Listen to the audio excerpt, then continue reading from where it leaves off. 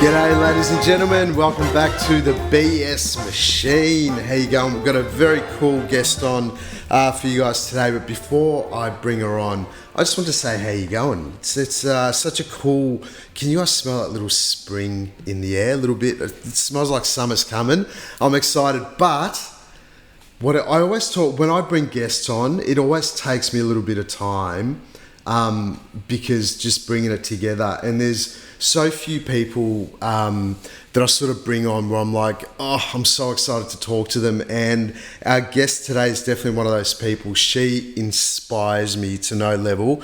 She is not just a yoga teacher, but she's a proper life liver. Like, she actually lives life and makes shit happen. And you know, you can, when you meet people, well, for me, the people that inspire me are people that when I meet them, you look in their eyes and you just know straight away, like, fuck me, this person's been through a journey and a half. And so, ladies and gentlemen, I just want to welcome you to our guest on this incredible podcast, incredible episode. It's going to be incredible because she's on, and her name is Deb Langley.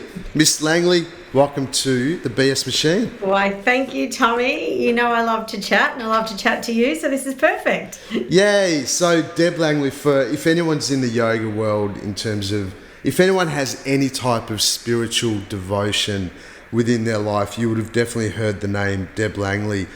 She's pretty much like a rock star yoga teacher, aren't you? That's what you are, Deb. News to me, but okay, Tommy. Your story. I love it. So welcome. What are you doing? What are you up to?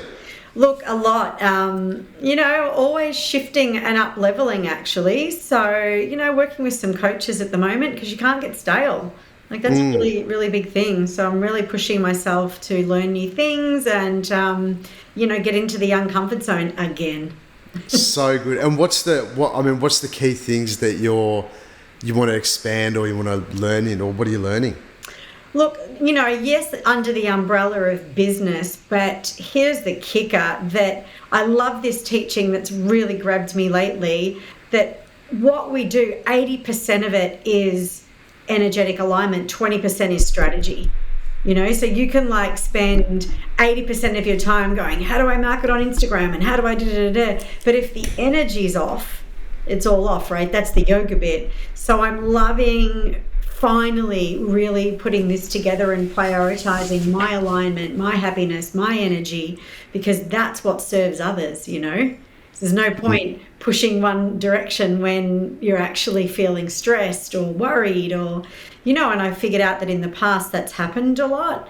And I do think just in the nature of social media, like there's so much that we should be doing or could be doing or look like we're doing, you know, and that's a bit of a trap in itself. So, you know, just kind of figuring out who I am in this world when really I'd be happy sitting in a cave, to be honest. Man, yeah, the whole social media world it's a deep little rabbit hole that you can just go as deep as you want, but it's scary. Like, it's a scary place to, especially when you try and learn it, because ultimately people like you who have so much information, so much wisdom, I mean, ultimately your intention is just to share it with as many people as you possibly can. Yeah, I mean, that's it. Like, at the end of the day, that's it. And it's like, would you, you know, it's not about me in the sense of like, oh, I must do this, but it's that feeling like, you know, you finish teaching a class or I share a workshop, and this is, you know, they say that great saying is to teach is to learn twice, right? So we're only ever sharing our journey and what we're passionate about and what's shifted us. And so when we're clear on that, then that magnetizes the people who need to hear it. And then they say, oh, I wish you could tell my friend this, or I wish, you know, and at the end of the day, when I sit and meditate, and I said this to my teacher in India one time, was like, I feel like I was born in the wrong body, like I'm in the wrong country, in the wrong body, like this is my home. That's how I feel about India. And he was like, if you were meant to be here, you would have been born here. And you're not in a cave this time around, right? And so it's getting out of our own way to share what we're passionate about, right? Even if it isn't innately what we would kind of think to do, if that makes sense. And, maybe before it was only in classes, but now that social media is there and that's where people want to hear from you, then it's not about me having a judgment about social media. It's like, put that to the side and get into it. Like it doesn't even, what I think about it is irrelevant, So it's a lot of that unpacking, all your avoidance strategies, I guess, around doing the next thing. Because people are missing out, right? They're missing out. I think about the people that inspire me, and so many of them I watch and follow. And if they weren't doing this, I wouldn't be getting that. So it's sort of that place for me now, and I've resisted it long enough, or I've been dabbling in it, I should say. But I feel it's time, get involved, get around it. It's so true. It's funny. I spoke to one of my coaching clients the other day, and just randomly chatting with her. And she's got, and you'd experienced this too with your clients, but she's got all these epic ideas, right? And this one excites her incredibly, and she was like, right, I'm gonna do it. We worked through the whole process, and she's like, I'll do it as long as I don't have to share it on social media. I'm like, well, I don't know about that. That's probably part of it to really show yourself. And that's the thing with social media. It's like, it's so hard to everyone's like, just be authentic, just be yourself. But sometimes it doesn't matter what you say. You feel like you sound like a bloody 2-bit person just saying the same shit as everyone else. Yeah, true. And in that, we know the deal that, it's not, there's not enough people saying this stuff, right? It's like, I heard it once too, and I get, I just love hearing all different takes, and that take what you like and leave the rest thing, keep what resonates. And someone said one study is like, and this is a very spiritual study, that it's less than 1% of the human population that will move the consciousness of the population forward, right? So if you're part of that 1%, how many people is your voice contracted to move forward? Massive. Well, that's massive, right? And that doesn't mean I have to speak to that many people, but me having a conversation with you impacting someone else, going home impacting their partner, and then on it goes. So I think my big thing at the moment is think more like energy and less like Deborah. Yeah. Jim Carrey he says a good thing, and you hear him talk about it all the time. Jim Carrey, he's like, what does he say? He's like, I'm just here experiencing the personality of Jim Carrey, but that's not me. Or it's something along those lines. Yeah. And something along that. Said in a different way, and this is one that I loved. So there is many of the saints of India, right? And of course, the amount of time I've spent in India, I feel like one foot is still there. And there's this beautiful saint no longer in form, Anandamayi Ma. And she was Bengali originally, but she was born enlightened, right? This isn't someone's journey who was born into the human reality and then through their practices transcended that, whatever. This is literally, her mother thought that she was retarded or something, because she would be spooning her food and she would just start staring off into space and be gone. She'd fall into these expansive states of samadhi. And this is the irony of spiritual life, right? She could play the role of the daughter. And her mother ended up becoming her biggest devotee years later when she realized this woman is the divine mother in form, right? And she told her mum everyone that was in the delivery room, the conversations that were happening, that she was present, she's been present to all of it. So at a young age, she was married off, maybe 14 or something like that. Can you imagine? And to literally no attachment. So she had no attachment to the play of it all. It was like, okay, so I'm married. But interestingly, because her form was so divine, her partner knew this and her husband knew this, and he never touched her in any sexual way. They had this very devout relationship. He then became her teacher for a time, studying the practices, right? Going into mantra, this and that. And she even speaks to the Leela or the play of that, right? That she was already divine, but she was with someone who needed to practice to taste it. So she thought, oh, I'll just play the role of the Sadaka. I will play the role of the seeker and see what that's like. So she ended up teaching people, you know, many different practices, even though she didn't need them, right? But towards the end of her life, she would say that, you know, if it was up to the soul level, like she would drift away, because that state of expanse is so much more beautiful than this reality that we live in, right? So the pull to the divine is incredibly powerful once it's been tasted. And she said she'd be in these states of samadhi, and she'd open her eyes, and if her devotees weren't there to say, Ma, come back, she was like, I'd forget who I was.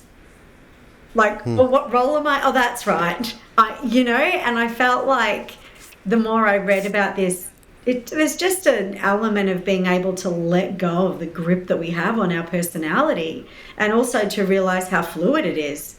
Like, you know, you want to play the role of someone poor one day, great. Wake up the next day and be someone rich. Play the part. Play the part, right? Yeah, like, play the part. So that thing of like, what's my energy doing? What's that relationship that I have to energy? I find that fascinating. You know? So in terms of playing the part for you, give us a little insight of how you actually, like, how did you get into this whole devotion and spiritual practice of yoga and meditation and now teaching and whatever else? I mean, give us a little snapshot of how that all came to be. Yeah. Interesting, as always, the wild ride that we're on. I do believe the breadcrumbs are always there when we turn and look back. And so being born into, and I actually just put a post up about this, you forget people don't know you or don't know your story. So, you know, I was born into a Catholic mother, a sort of atheist father. So he didn't care. He had no attachment either way. Yeah, she can go to church, she can do whatever you want, you know. And so I think having a regular, although it was religious, you know, it was a spiritual practice, and having that as part of, like, going to church every Sunday, going to a Catholic school, that's cool for me, because, you know, there was something in that I recognized on a soul level. And so that was there, but I, you know, other than playing guitar at church and then drums, and I was always into the tunes, it was sort of something that happened on a Sunday and not outside of that. I was totally going to be a parks and wildlife, a park ranger. So I went and studied that. That was my biology and science degree.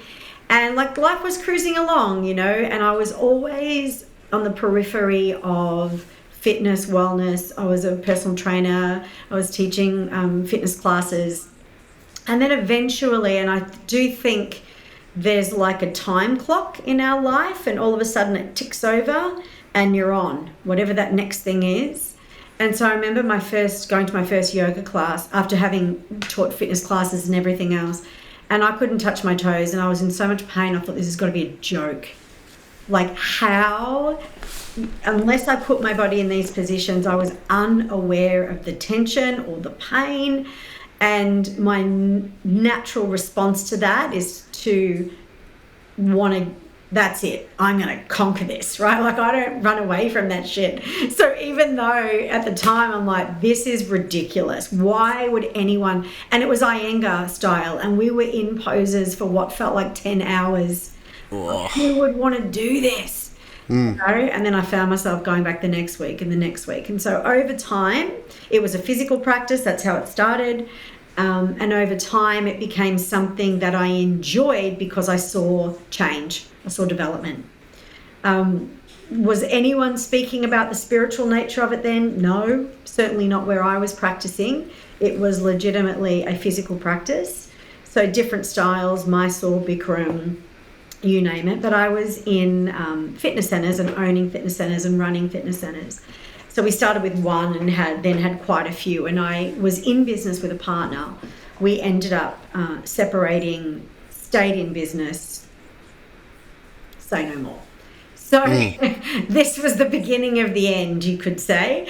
And there was a lot that I was, I guess, playing out at the time that got me into the situation that I found myself in, of someone literally stealing money. And I was hanging on by a thread. And I truly mean that, by an absolute thread. I was hoarding money to try and pay wages. It was really crazy, the level that it got to, and the number of people that were really relying on me. It was not by any means a small business. So in the end, it took a lot of, and it was my body that was talking. There was internal heat, there was rashes. I would have said that I was agoraphobic. I didn't want to leave home. At this point, I'd put a manager in, and I was actually teaching yoga. So then it was like, how am I going to turn up to teach yoga while I've got rashes all over my face? And to look at me now, I mean, every day I'm thankful for my skin. You've no idea how many years I couldn't look in a mirror or wouldn't turn a light on.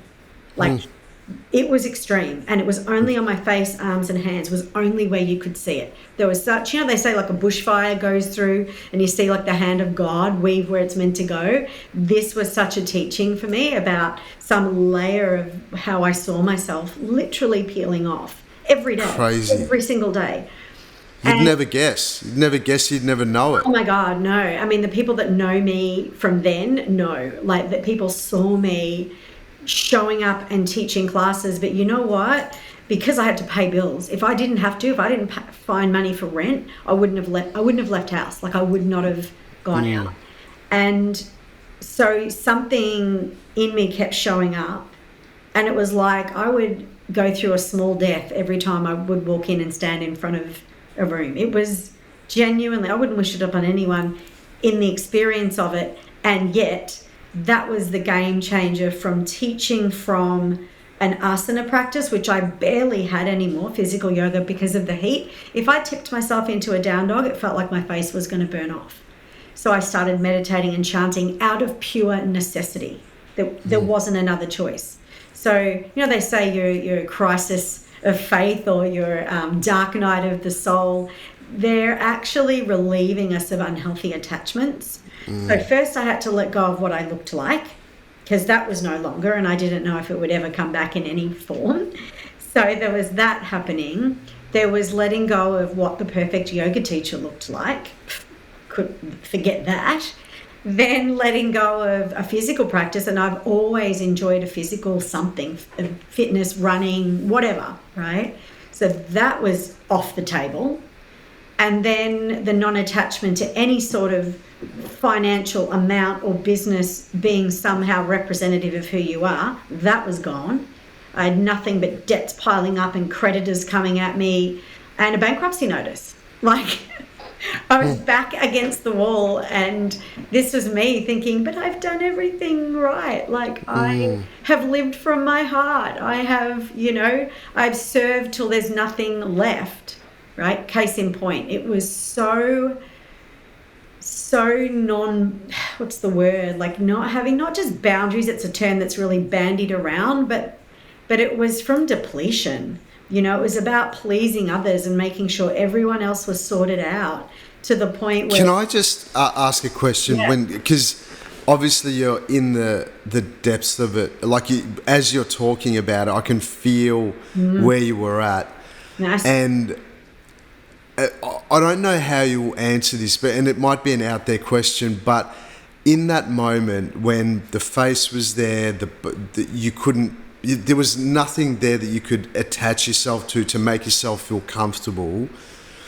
Was there a part of you that felt good that you could hide from the world? Definitely that I could hide from the world, and definitely, this is an interesting piece, I had gratitude for the roof I had over myself, which... I was so in the trenches that I was like, I've got to dig myself out of this, starting from like how I feel. And I knew that not turning lights on and not looking in the mirror was a good thing, because if I couldn't say anything nice about myself, say nothing. Just stop looking, right? Stop making it worse by feeding the beast, because I'd wake up every morning and check, is it still there? Is it still like, I mean, ugh, like you can't live like that, right? So I just had to take everything off the table. But I remember this one day, and you know how someone says, like, you don't move forward until you really let go or surrender. You know, and I thought I'd let go. Like, I, honest to God, thought I'd let go. I thought I'd thrown my hands in the air and I'm like, I've got nothing left, right? So I had basically phoned my business partner and left a message because I couldn't get hold of him and said, I'm going to bankrupt myself. I'm pulling the pin. I'm done. I can't. I'd rather be bankrupt than live like this, right? And I'd spoken to my parents about it and they were just like, anyway, you can dig yourself out, right? So I had made that choice. Anyway, in terms of treating the physical stuff, and this I think is an interesting point for anyone who feels themselves to be spiritual or a natural healer or anything along that level, I would only use natural remedies, right? So I was going to acupuncturists and I was chanting my face off and I was doing all of these things to affect it from the inside. And I was at the same acupuncturist, and he happened to be a Siddha yogi, 70-year-old man, right? Like, I was on his wait list for moons. And this one day I had to go. I didn't even want to leave the house. So I kind of went in with a cap on and I went in for my first appointment. And I had the day before a photo of Guru Mai Shidvalasananda, who is a Siddha Yoga Guruji. I've never met her. From the moment I saw this picture of her, I just couldn't put it down, right? And so I picked it up and basically said to her face, this is bullshit. All of this is crap. I'm throwing it in. I don't know how I've ended up here. And if you don't help me in the next 24 hours, I'm done. I'm done with this path of the yoga teacher. I'm done with the path of the yogi, like all the rest of it. Now, if you know anything about Siddha Yoga, their mantra is Om Namah Shivaya. Om Namah Shivaya. So I go into this place the next morning with scarves on, hats on, you know, in my own internal inferno. And I get called in to see this man, and he takes one look at me, and you know, other doctors had gone, I don't know, and you're like, great, thanks, you're helpful. But he took one look at me and went, oh, yes, that's yin fire. Like, for the first time, someone just took one look and went, I've seen this before. I was like, what? And so he sat down, and I think I started to kind of internally crumble with the relief. And then he said, I'm going to, you know, acupressure only a few points today, and we're going to get these gates open and da-da-da. So he said, take your shoes off. Now, when I was in New York, I had tattooed on my left foot, I am that. I am that I am. I am wordless, right? I was at the point where I wanted to scrub it off my foot. Anyway, he said to me, oh, did you put that there? And I said, well, it was either going to be that or Om Namah Shivaya. And he says, Om Namah Shivaya, what is that? And I said, oh, it's a mantra, blah, blah, blah, blah. And I said, honestly, I don't even know if I believe in it anymore. Anyway, he said, did you look around when you walked in here? And I said, no. And he said, why don't you turn around right now? And in the desk in the corner was a photo of Guru Mai. And playing on the sound system was the Blue Pearl version of Om Namah Shivaya. And he was a Siddha Yoga devotee. This is in South Road, Moorabbin, right? He's a Siddha Yoga devotee, meditation teacher that's taught at Ganeshpuri in India with Guru Mai. I bawled my eyes out. I sat there and I sobbed and sobbed and sobbed. And I said to him, I was ready to give up. And he said, give up? He said, no, you've got 3 people pulling you through the fire. And he said, you're in the fire. He said, but this isn't an easy fire. This is your karmic fire.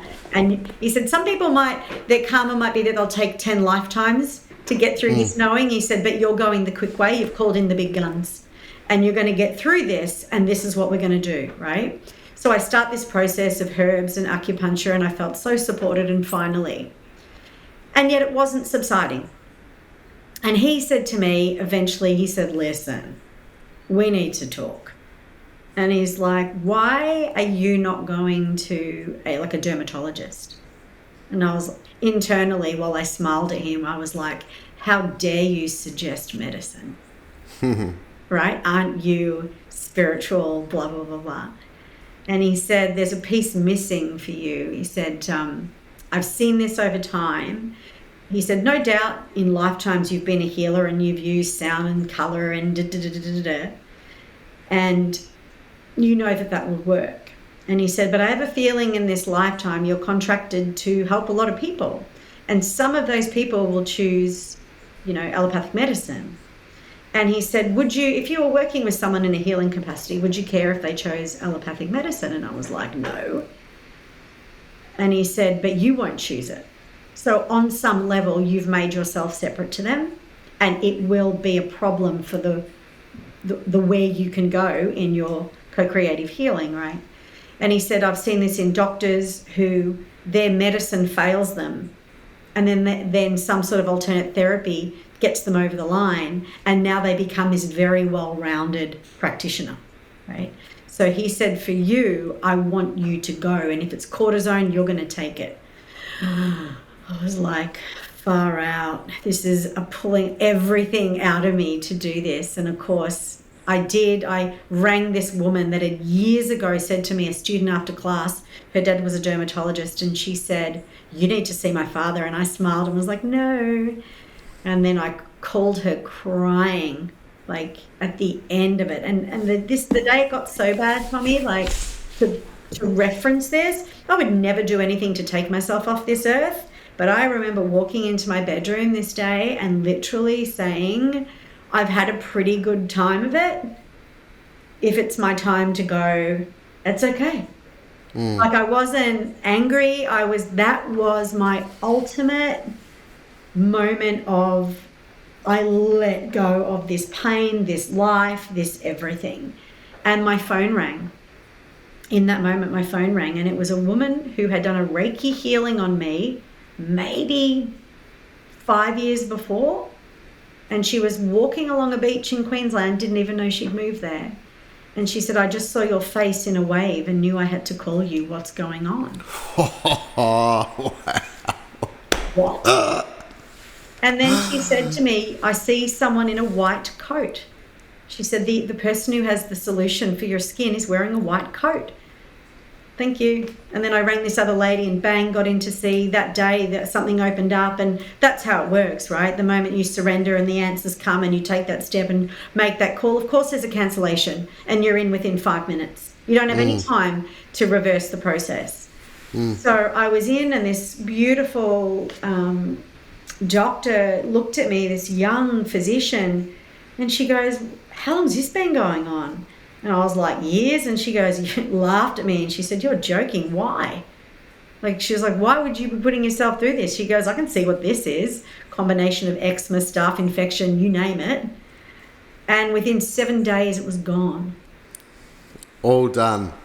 Gone. But then I had to deal with the panic of, is it going to come back? Like, every morning I'd wake up and touch my skin. And I think that gave me a lot of empathy, I guess, for people who I've worked with who are in remission. Yeah. Often the fear of something is worse than it happening. Like, when you're in it, you can deal with it. But the thought of it coming back or the thought of it happening again is massive. Yeah. So there's a lot. But anyway, fast forward. Man, that's great. And isn't that funny? Because that's one of the things that even, I guess, in my life I've been working a lot with lately is, and I've been actually yapping on about it in my podcasts and Instagram and stuff as well, is about just observing the obvious. It's like, it's right there. If you just observe the obvious, and why is it that sometimes we believe that we have to take the long way round for whatever reason, right? And sometimes the obvious, it doesn't fit our mold or our conditions or whatever, but it's obvious. It's like, just go towards the obvious. Like, if you, and this is one of the things that I love, that when you observe the obvious and you just see it for what it is, and then you actually have a choice to do that or not do that. And for some reason, the human condition is that it has to be hard in order for it to make sense for us to have what we want. Yeah, 100%. Yeah. It either has to be hard or it has to be my way. That was a big one. Like, I've got all the answers. Well, I didn't. And I wouldn't admit to myself that I didn't, because I was sure that, what I knew and what I'd been taught was going to work. And even when I did get the cortisone and I would go back to Dr. Doug, right? I'd go back to this acupuncturist and he'd say, did you get it? He goes, you're looking good. I said, yeah, I got it. And I said, I put it in front of, because, all medicine is vibration. And he said to me, it's all God. God made it. How do you think it came here? Through the hands of God, through us, right? It's all God. And I said, oh, yeah, I put it in front of my picture of Guru Mai. Like, I asked that and he goes, oh, my gosh, you're still trying to manipulate it. And I was like, oh. Right. He goes, can you just take it out of the bottle and take it? There's nothing more you need to do to that, right? Like, stop. And I was like, yeah, okay. And we don't know what we don't know. Like, our patterns run deep. I use this term when I'm teaching a class often because it's how I practice when I'm on my own, is like, let the pose go dimensionally deep, into your psychology, through your bones, right? Through your lifetimes, because how we show up in a pose is really a packet of that. Like, it's all of that, isn't it?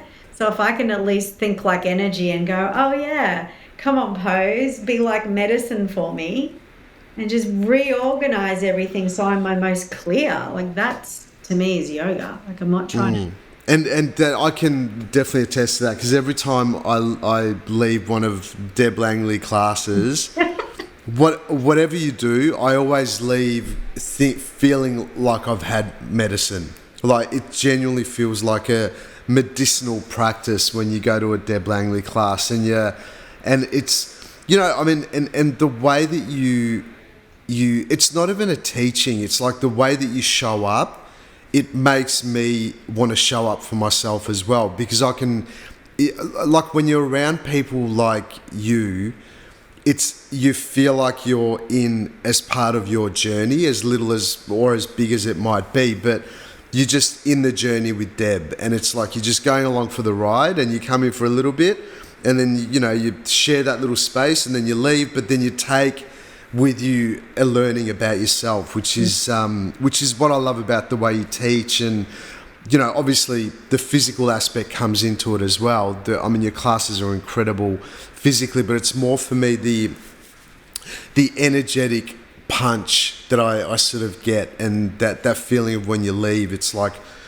fuck, I don't know what it is, but I've definitely done something good here. Right? Well, that is a solid outcome. Yeah. And so Deb, with you, you've experienced from a yoga teacher's perspective, as like within the yoga teachers community and even the devotee yogis and whatever, you've got to experience some pretty cool stuff, and you've got to work in some unbelievable studios. You've worked all over the world, and you do workshops all over the world. You've taught all over the world. And so, in terms of your own way of teaching and what you've experienced, and I guess it's a pretty loaded question, but if anyone can answer, it's you. What's the thing that you keep coming back to? Like, what's that thing, that learning or that teaching that you just keep coming back to? Well, someone said this recently in this sort of business training, they're like, what's your purpose? What's your message? And then I've never heard it said this clearly, if you're not sure what that is. She said, if someone gave you a microphone and you had 1 minute to yell something to the entire world, you had their attention for 1 minute, what do you want them to know? Like, I think that cuts to it pretty quick. And I sat there, I was like, whoa, because whatever you're yelling at, you see, is what you're yelling at yourself. So what is it that I am here to embody, experience, then share, right? And I got it so loudly that day for myself, is that I would want to yell, you are energy, you are pure energy, potential, magnificence, right? Like abundance, that's it. And if we truly knew that, And then we could repeatedly have experiences that anchor that back for us, whether it's through self-healing, whether it's through expanding, anything from our business to our family whatever it is. If we have this thought, then create that reality from our pure potentiated consciousness, right? Our pure energy, then we're on. Like then it's all on the table, right? Full healing of this planet on the table, of the environment, it's on the table. And so for me, this is what keeps me coming back, is like, there's no such thing as a block. There's just something that is ready to be relieved, right? Like something that I'm ready to look at and use my energetic medicine, whatever tool that is. Maybe it's asana, maybe it's a mantra, maybe it's a meditation, maybe it's a ritual, maybe it's like offering something into the water at the island that I live on. Like, when we start seeing life through the lens of energy, there's always going to be an energetic solution for it. So that's what keeps me coming back. That's what keeps me studying. And just, you know yourself, right? Like I know once I pick up a stick, I can't put it down, right? Like I've got to keep going, and it's a non-negotiable. It's not like I'll ever step off the path and go, okay, that was fun for a bit. Like if I was ever going to do that, it was back then.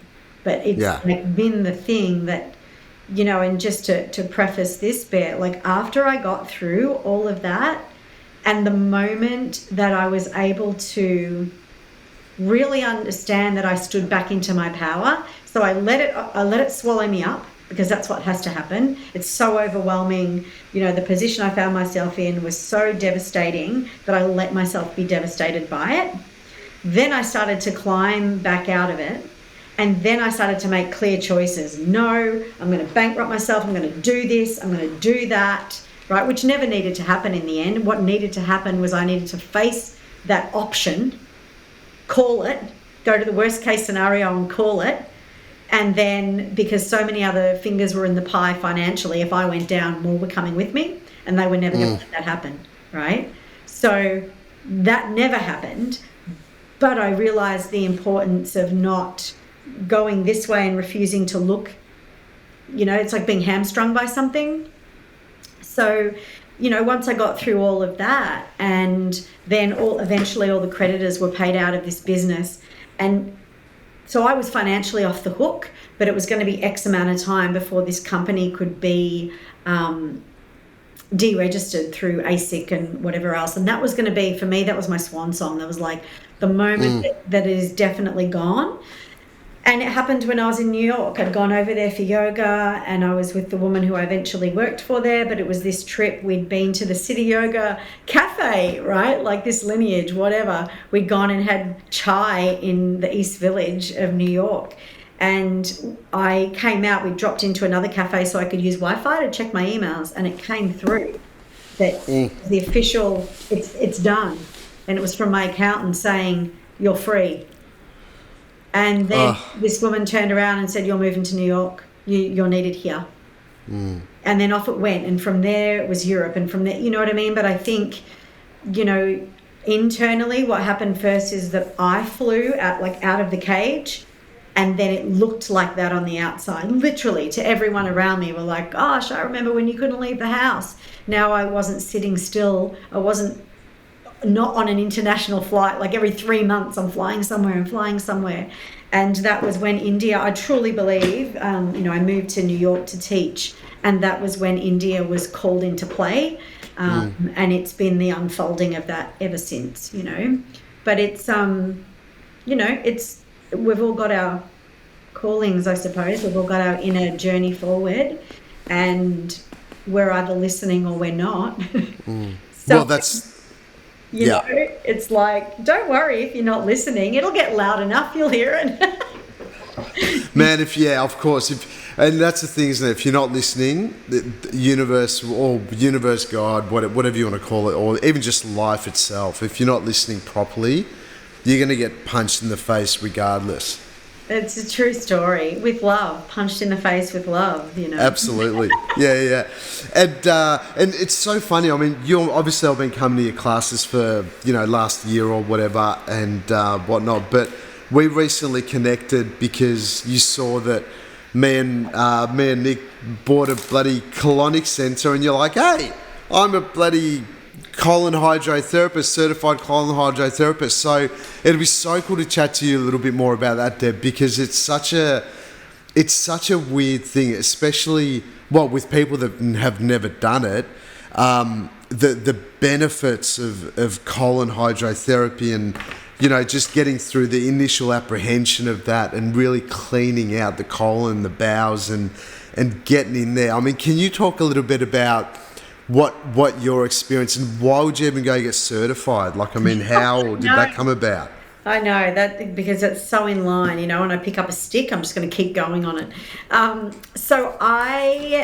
It was part of my healing journey, actually, colon hydrotherapy, and I mean, there's, I'm sure you've shared this with your listeners, that there's closed systems and open systems. And closed systems are where someone's with you and they insert the speculum and, that's that experience. And for most that's intense, man. Me and Nick were in Hungary late last year, and there was a guy there he looked like the grandfather of colon hydrotherapy, man. And I didn't do it, but Nick did it. And she came out, she was like, oh my God, that was so fucking intense. She's like, I never want to come back here, but I want to come back here every week.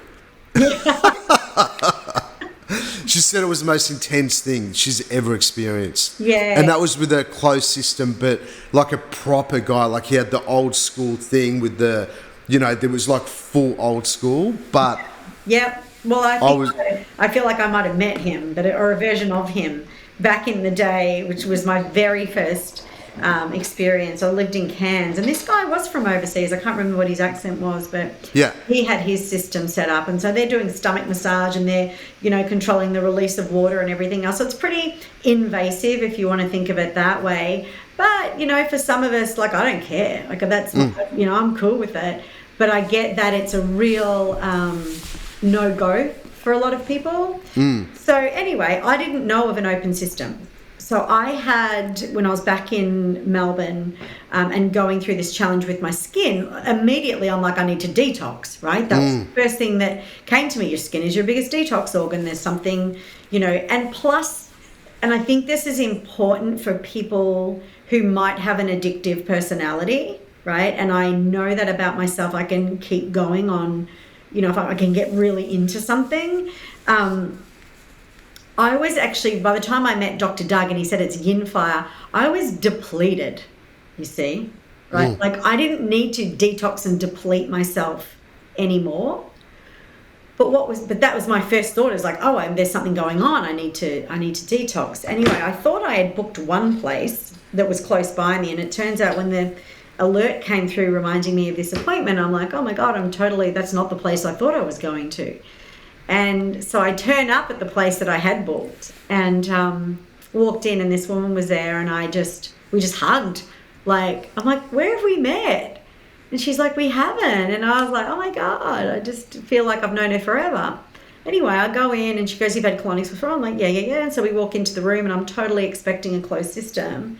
And she goes, right, so you'll be okay to set yourself up? And I'm like, hell no, what is this?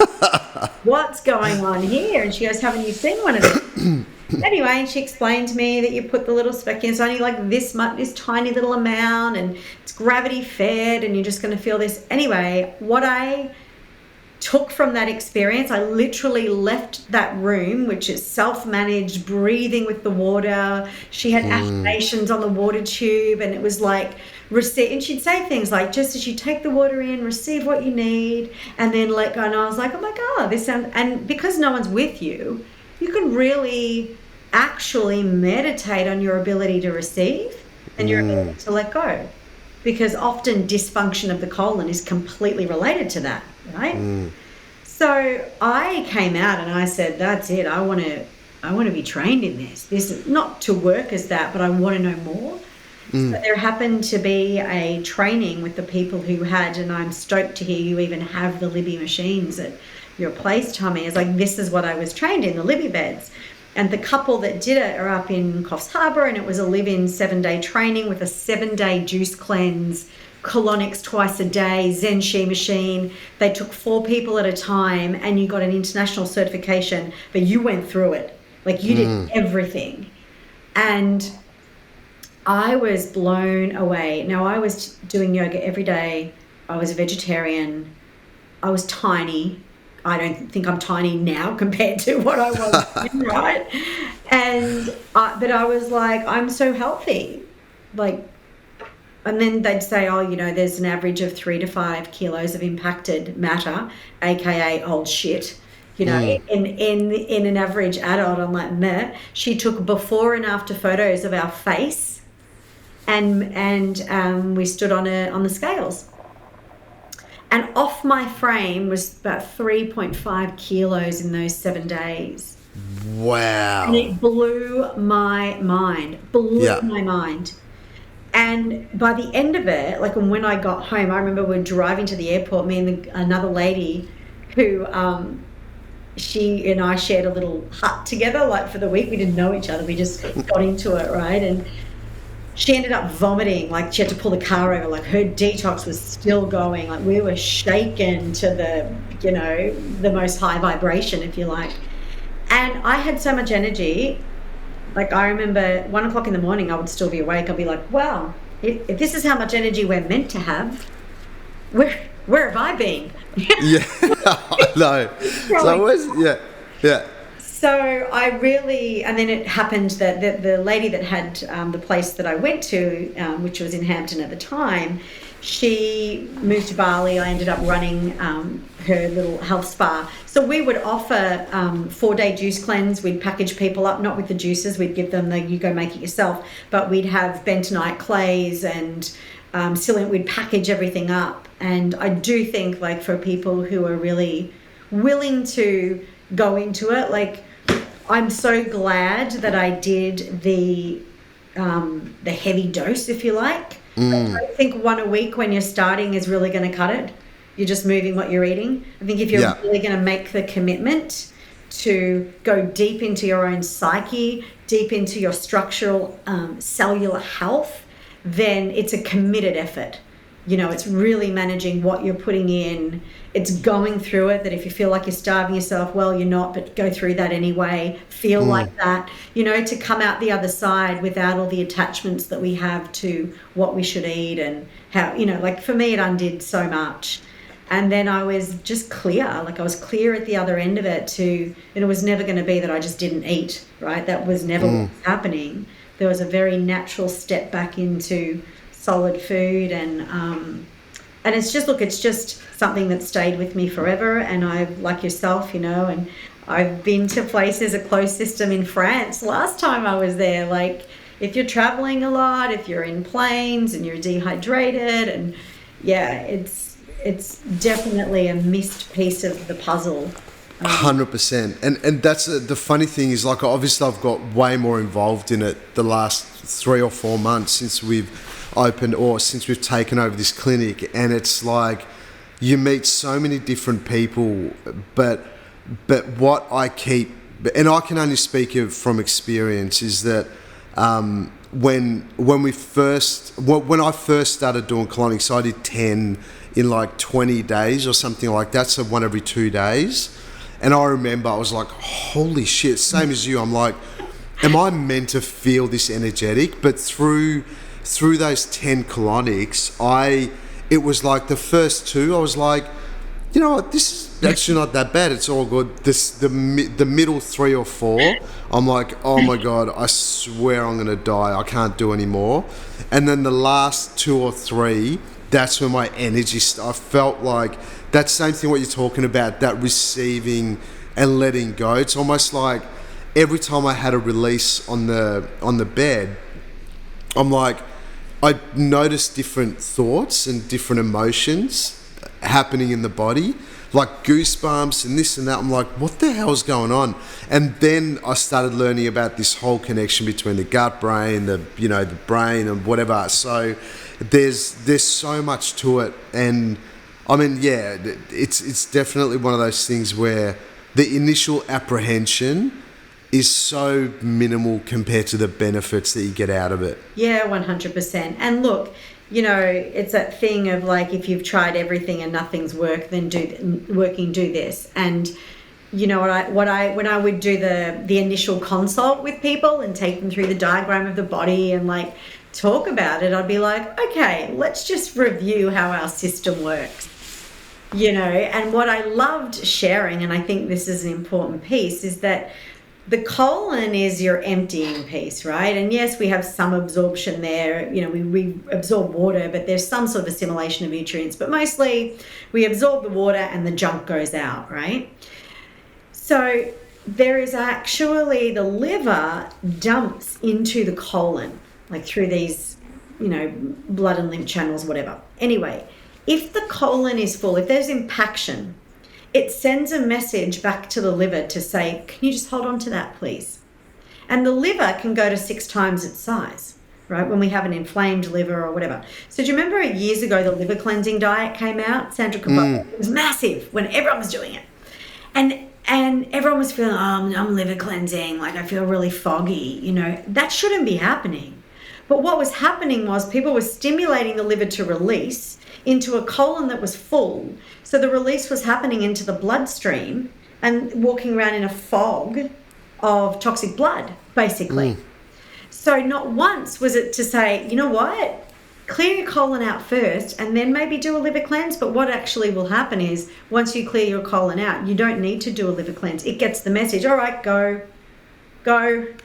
And it's not uncommon for a week or 2 weeks after the first few colonics that people get cold and flu-like symptoms or they feel liverish, shivery.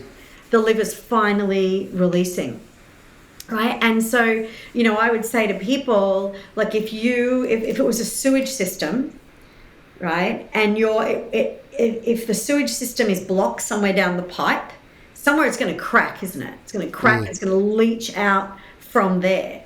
And if you're trying to clear it out, just putting cleaner mud in the top isn't going to clear it out, right? Like just eating green foods isn't going to do it, right? And so that the flushings that we see even in nature happen when it rains, right? Like when the water comes and our body knows how to let go of it under the right conditions. So I would, I obviously would spend time one-on-one with so many people in this clinic over months. And the experiences of people, this older man came in, he was wearing his, the neon fluorescent gear, like he worked construction or something. And he'd just been sort of feeling a bit backed up and, his missus said he should try this and he was really apprehensive and da-da-da-da. And he came out and I said, and he just looked like shocked. Not in a bad way, but just, whoa. And I said, how are you feeling? And he's like, I don't know what just happened. I said, can you just look in the mirror for me? Just come over here and look in the mirror. And his eyes were as white as white. And this was immediate. And he swears he let go of God. He said, how could all of that been in me? Like, how was that possible? But the piece that got me was that he said, he got a bit emotional sharing this. He said, I remember when I was at school, I went to the toilet like he did a poo. And the kids made fun of him because of the smell. And after that, he would hold on. Now, this is a very common story. He would hold on till he would get home. Like, and one of the worst things that we can do is override our body's natural peristalsis and need to release. So we all have had to do it. It's not, but if you're doing it as a thing over years and years and years, right through adulthood, because you will only go at home, right, there's going to be major dysfunction. And that's what his health problems were really built off of. So for him to get access to this memory on his first colonic and just be like, and he looked soft like a child too. The tough guy that came in was not the soft man that left saying, thank you, can you book me in for another 3? Yeah. Right? Oh, so good. All of that. And I would just be so grateful for just, for everyone that came in. And I think that's important for those who work in as colon hydrotherapists or support staff or whatever, is like, we've got to match and mirror people's energy. You can't be all, hi, if someone's all, hi, Yeah, exactly. So I'd always... I know. But you know what? The other thing is, so many people, I've just been noticing it since been like deep in this industry, and only literally last 3 months, but I've so many people have constipation, 1, but 2, I didn't even know, but even diarrhea is a sign of constipation. So there's so many things that I didn't know about, even with and now I'm excited about seeing my poo in the mornings, or whenever I poo. Like, I usually go a couple of times a day, but I'm like, if it's a bit sloppy, or if it's not, like, I'll know now when my body's like, hey dude, we need to just readjust a few things. And so now colonic is always part of it, and I just try and keep an upkeep of maybe once every 3 to 5 weeks I'll go in for a flush out. And then twice a year I'll do 10 in a really short amount of time, because I want to make sure that the closer you do it together, the further up the colon you'll go, and the further up the colon you'll clear out. So I find it incredible how you can just do that. And I love what you said, that you can't just put clear or healthy mud on top of shitty mud, because it's such a misnomer. And actually, and this is what was happening with the liver cleansing stuff, was that, like, people were putting in very kind of potent and, I want to say, healthy herbs and things to trigger this release. So they work.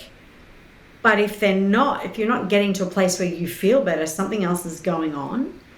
And that was huge to me, because I remember buying Sandra Cabot's book. I remember meeting her at some seminar. So like, I don't even know where it was, what country it was in. But, I've just sort of been part of and into and out of so many different pieces of wellness over the years. And that's important. It's important to stay abreast of it all and listen to your body and know what you need. And that the time that I got into it, and I tell you what did happen, and I totally recommend this for people, is when I did the training, we did a parasite cleanse. And I don't have any parasites, right? Like, I don't feel like I do. It's such a dumb thing, as if we know what's in our guts. But I thought I did. Anyhow, so we did this parasite cleanse, and I remember, and it was a tonic that we took every day, like just these drops in water every single morning, I think morning and night. And it basically operates like a bomb. And eventually, if there's parasites that are embedded in the colon wall, they die off first and then they let go. And you can have releases of kind of mini nests, actually, like webbed sort of, it sounds gross, but anyway, all of us have worms of some description. Anyway, I was like, blah, blah. But because I've studied the energetics, I love metaphysics, right? Where the mental game and the physical game all come together in a set of symptoms. So it was not surprising that probably with the colonics, the most potent thing for me was the parasite cleanse. Because what I was letting go of at that time in my life was everybody feeding off me, right? Like in business, in everything. And it wasn't them that was the problem. I was hosting it. I'm the host. So I used to say to people, 2 of us could go camping and we could both take a drink out of a fresh river, and one of us gets a parasite and the other one doesn't. Whose energy, and we could both drink a parasite, but whose energy was better set up for that to live off? right? And it was a defining moment for me where I was like doing these juice cleanse, and I'm like, I release anything inside of me that would set me up to be fed off. I'm here to serve, right? And in serving, my cup is full. I'm not depleted. And I would just visualize like the water would go through this system, through me and out, and keep filling up in the system. And I just saw myself as an extension of this, right? And everything flows through me and nothing holds on. And, and so this for me, I was like right into this stuff. Can you imagine? I still am. I still, like you, I go every, probably monthly, bi-monthly. Yeah. And especially when your energy feels like, oh, you're going through something in life and you could easily panic and feel stuck, get a colonic. Yeah. It's like if you can't move it in your mind, move it through your body. And because they'll work on each other. There's two ways in. You can go through here, or you can go through the body. That's the same as asana, right? Like let the physical poses shift our mindset if we can't let our mindset shift our body, right? 100%. So 100%. I really feel that there's a million layers to trying colon hydrotherapy because, don't ever assume that it's just going to be a physical cleanse. You might change the biggest thing that's been your biggest challenge in your life, but you never realized it was energetic. You never realized that the colon was holding on to it. There's acupressure points all through the colon that speak to our sinuses. And the pockets in the colon, another guy. And like I am, we're not trained to diagnose. I mean, we've seen things as in our training, but that's not what the system is about. But this one particular client had stopped the water and hit the buzzer. And in floating in the view tube was a Crayola crayon that he reckons he's 50, in his 50s. He reckons he swallowed it when he was 6 or 7. This like bright green Crayola crayon in a pocket. Like how much of that would have been leaching into the system causing problems? Totally. I heard a story the other day of a woman who had a Barbie doll shoe. Like the doll, like, the Barbie dolls, the little shoe of a Barbie doll. I'm like, what the hell? Jesus. Like, and that's the thing. It's like we're literally holding on to shit, physical, energetic as well from when we're kids. Yeah. And you've got to get that out of you. I mean, get that out of you and replace it with good shit. Yeah, absolutely. Yeah. Absolutely. And look, I always wondered, I was like, oh, when is this ever going to hit the mainstream? Like, why aren't people doing this? And this one woman came, and this is just like, there are some medical practitioners that I know support colonics and will send people there because it's beyond what they can actually achieve. Yeah. And this woman had come in one day and she had been away on holidays. And by the time she arrived, she hadn't released a solid in over 2 weeks. Oh. And she was in a lot of pain, right? And of course, she'd been to the hospital or whatever, and all they could do is give a little pipette, squeeze of whatever oil or something that triggers the very end of the colon to release. Well, it wasn't working.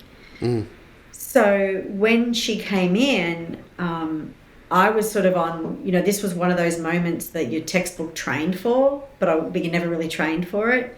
And so when enough water and, when with a gravity-fed system, well, Tommy knows, but if you're listening, the gravity feed isn't pressurized. So if it hits a blockage, it can't push it back up into there's not enough pressure there, right? All it can do is fill up and wash out, kind of like you're scouring a pot and you tip a little out and tip a little out.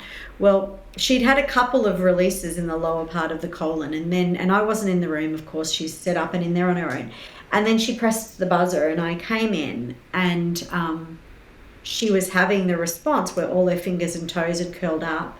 She felt very poorly and she was white as a ghost. So basically all of the blood flow went into the colon to actually create the biggest peristaltic movement to remove a blockage. Like our body will pull on everything it can to bring us back to stasis or balance.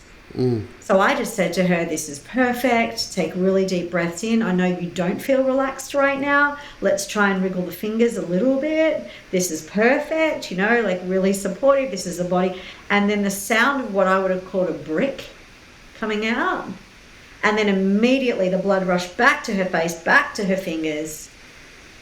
And phenomenal experience. Anyway, of course, she needed to wait a bit, get someone to pick her up. She felt very dizzy. Of course. Massive release. Anyhow, I think it was, she booked a couple of follow-up appointments, and I'd said leave it a week or so. This is, big.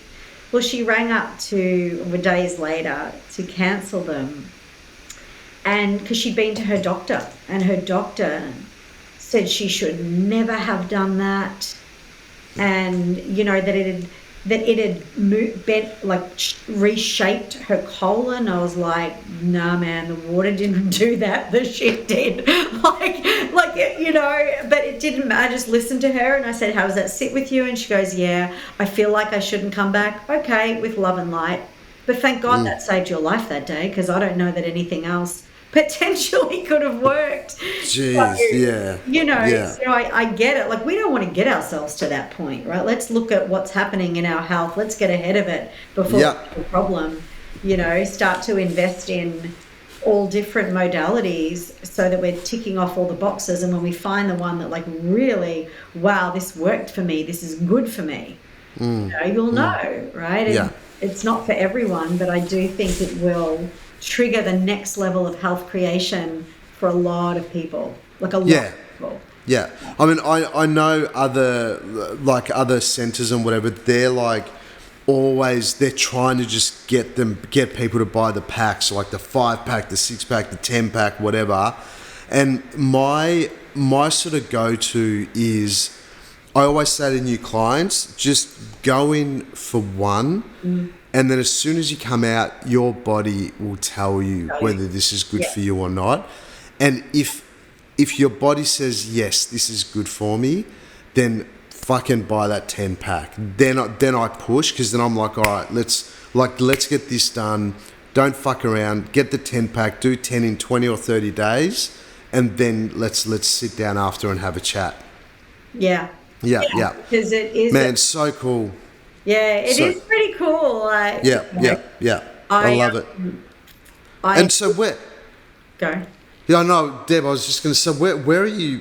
What are you doing? Like what? Like you've done? You're very similar to me, where you've just done so many things, and I love that analogy of the stick. It's like, right, let's pick up. And I'm the same. I like every 5 years I find a new stick, and then I'm like, this looks all right. This will be my stick for the next 5 years. But the stick I've been holding has been for probably 10 years now. So I reckon I'm still holding the stick. I'm just making it shinier. This might be my last stick. Who knows? True. Is this your last stick?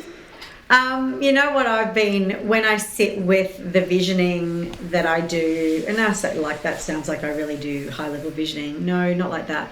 But when I sit and just quieten my mind, and I'm the heart brain harmonic right into that, like harmonizing to a 0.1 hertz frequency, so that we can really tap superpowers, right? This is where it all happens. So I've been practicing that. And when I sit deeply inside the why am I here? Like, okay, it's fun. I love my boats, right? Like, I love boats, water and boats. So that's my thing. Like, but it's more than that. Why am I born? Why am I here? And when I sit with that, what I see, and I've seen it for a lot of years now, is you have a bunch of skills and tools, right? And one of the skills and tools that I have, like, a yoga teacher is an extension of what I'm studying. It's not what I am, right? It's just, I'm so into all of this stuff. This is a really cool way to share it, right? Now, if you ask my Vedic astrologer in India, he'll say, oh yes, you were always going to have a different spirituality to the religion you were born into. Interesting. And he said, you were always going to work with the yogic sciences. This is, and how he says, the secret knowledge. He said that was always to be your path. But interestingly, it is very much wrapped into abundance and money. Now, I know that. I've gone and worked for people, my ex-partner, one of those people. In my life, I've literally gone and made millions of dollars for other people, right? I have a skill in business. I have chops to run a business. I'm not scared to, all of that kind of thing. So when I sit with it, what I actually see is I see a philanthropist. I see myself running a multi-million-dollar global philanthropic company that all we do is mad projects to elevate humanity around the world. And where the boats come in, and I've seen this so many times, we're on like a big super yacht or something in the south of France, and it's like all the team leaders from around the world, and we're off grid.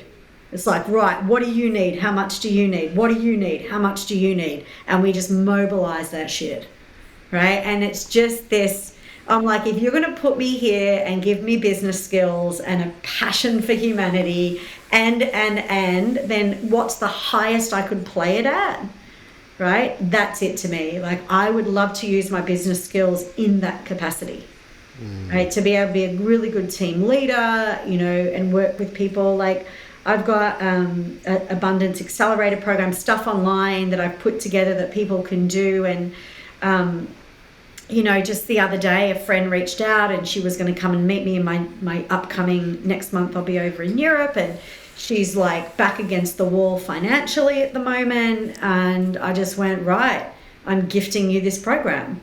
Like, that's part of, you know, I've got it there. And she's doing amazing work in her little yoga community in the mountains of Switzerland. Right? Let's do that. And another girlfriend is trying to get funding in Edinburgh. She runs yoga in prisons.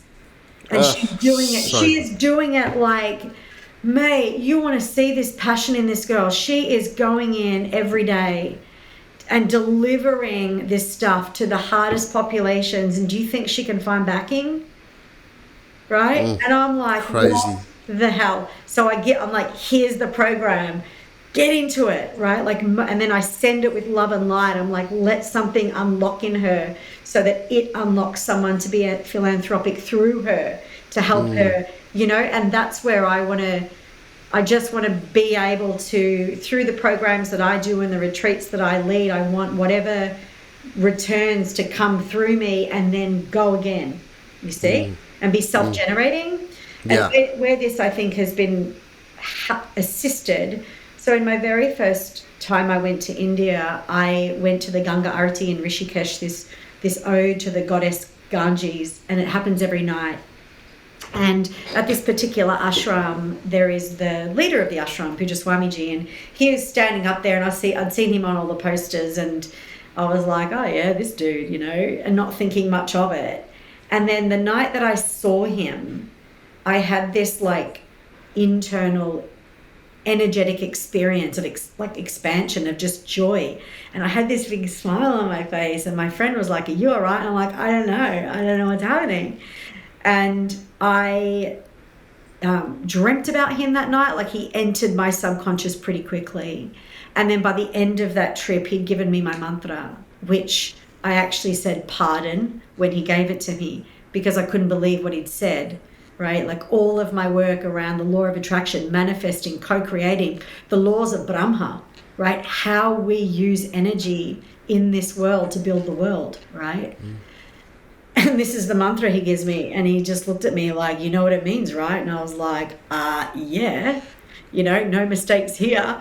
And then, so I go back, and every year, and except for, thank you, COVID years, but I sit with him, and it's wordless. Like, this time I saw him in February, and he's just come, sit closer, but he doesn't say anything to me, right? He's like really training me to have such an accurate vibratory conversation going on, you know. And where he up-leveled me and why I know he's in my life, he's quite well known, you know, like the Prince Charles of the world have met him. He works with presidents, prime ministers, you name it. He has big hitting. He's got the environment, women's issues. He elevates in India. But he's a renunciant, so he has no bank account. right?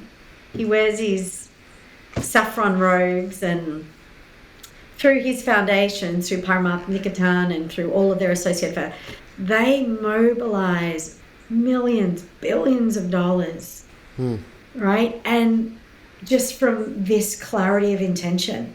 And there's always enough. There's always more than enough. But people go to India and think, oh, it's so, it's so lack. It's so not lack, right? It will teach you abundance just being in the vibration of it, you know? And so for me, I feel like, part of what's happening is that I'm being asked to step up, right? Really step up in how I'm showing up consistently. Like, it's not about me. When you get to that point, it's like, no, my little bullshit avoidance strategies aren't going to work anymore. No, I'm not going to be lazy, And I said to a friend the other day, like, I have a beautiful partner and I have a little dog, right? My Yogi Blue Heeler, love her. Very, very high maintenance. But I said to a friend, I don't have a house mortgage. I don't have children. I don't have any excuse not to go for it. Like, really go for it, really help humanity. And I mean, mobilize finances. That's really where I feel I'm being drawn to. And so that's the play. Like, that's the everyday I wake up and how would you have me use this today? What do I need to learn today? What do I need to do today? And it's pretty big because it's lofty and it's scary and it seems like, as if, But when I close my eyes and when I'm given the flashes of what it looks like, and they're fleeting and they're quick, I know it's already happened. I know on some level I'm getting the resources to people who are on the ground making shit happen. And that's the yoga. I mean, Pujaswami says this. He says, you'll get it. Someone asked him at a satsang one night, in India, this man said there's a lot of charlatans, like there's people dressed up pretending to be, And he said, how do you know? How do you know if they're the real deal? And Pujaswami just, sat there and he said, if you have truly tasted the divine, if you have truly had the experience of expansion, enlightenment, call it what you will, he said, they will be a humanitarian.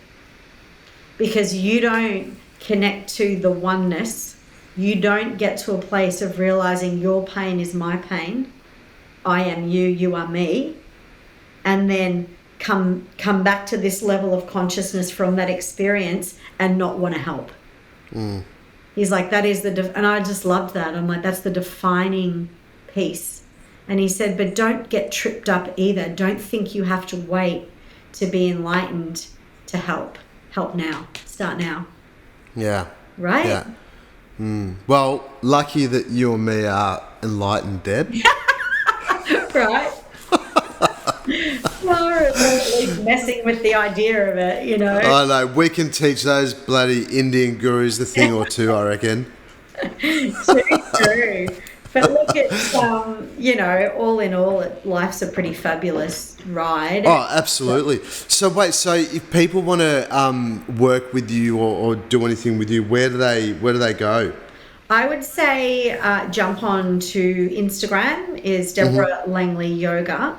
And the links there take you to sort of everything I'm up to. I teach online each week, one class, a live Wednesday class. And then I'm in Melbourne every other week. I live on this tiny little island in Gippsland, actually, and I teach here now. I teach a local class in the hall, which, as you mentioned before, it's like you're going to be put where you need it. And I did have the experiences of teaching overseas to packed full studios in New York for years, and now I'm teaching to some 60-year-old people on Raymond Island in the same class as epic yogis who can do headstands. Yay! I love it. And I'll put all the notes in the episode notes as well. So I'll give you guys all the links to hit up Deb and speak to her. And if you want to hear any more of her story, like 100%, like it's so cool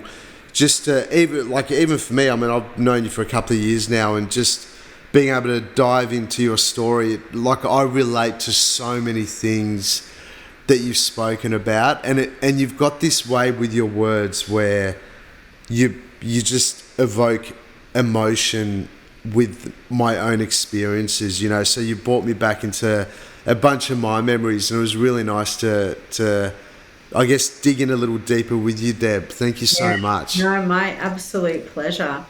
You know, it's like I'd be talking to myself on my own about this, but it's so much nicer when you And when there's someone on the other end. Yeah. I love it, Deb. Yeah, it's so good to have you on, and yeah, if you want to, I don't know, if you want to come to one of Deb's classes with me, and you're in Melbourne, they're all sort of listed around either at Yoga Life or Happy Melon or whatever, wherever she's teaching. But and probably just to say, like, my biggest invitation for people is if you feel the pull to go to India, like it's definitely in my in my fabric to be able to, and it was told to me over there, to be a bridge, right? Like carry you to these sacred places so you then can just fall into your own experience, right? It's not that I give you the experience, it's like I create a little bubble for you to drop in. And so that's my Maha passion. The next one's this November. In November. I met a couple of the yogis and the other humans that went to India with you last time, and they were, like, I think I saw a couple of them the day after you guys got back, and they were just like, oh my God, they didn't even have words. They were just, it was like life and soul just hit them in the face. So yeah, if there's any draw to go to India, there's no one better to go with than Deb. She'll take you and introduce you to all the cool shiznit that's actual India. Yeah, that's it. That's so good, Tommy. Thank you. Cheers, Deb. All right, well, thanks for coming on, and yeah, guys, make sure you hit up Deb and speak to her, and hit her up on the Insta and wherever else. But it's such a blessing for you to share the story with her. Thanks, Deb, for coming on. Love it. Thanks, Tommy.